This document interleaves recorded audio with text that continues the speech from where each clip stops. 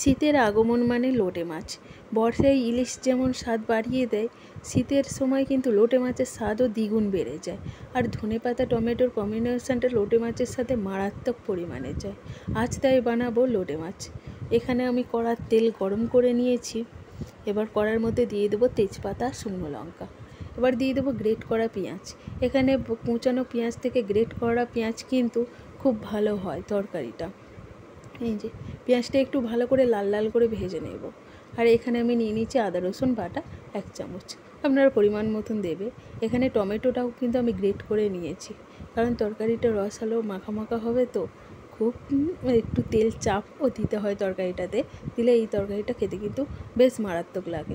এখানে পরিমাণ মতো নুন, হলুদ, লঙ্কা, ধনে আর একটু গরম মশলা দিয়ে মশলাটাকে ভালো করে কষিয়ে নিতে হবে। মশলা থেকে তেল ছেড়ে গেলে এবার দিয়ে দেবে এর মধ্যে লোটে মাছটা।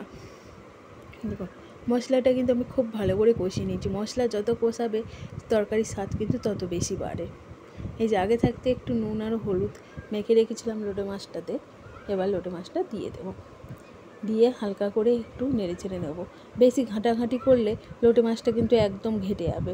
ঘেটে গিয়ে সে লোটে ঝুড়ো বলে সেই রকম হবে। যদি লোটে ঝুড়ো বানাতে চান তাহলে একটু লোটে মাছটা ঘেটে দিতে হয়। এখন আমি ঝুড়ো করবো না, এইভাবে 5 মিনিট চাপা দিয়ে রাখবো। এই যে উপর থেকে ধনেপাতা ছড়িয়ে এখানে আমি নামিয়ে নেব।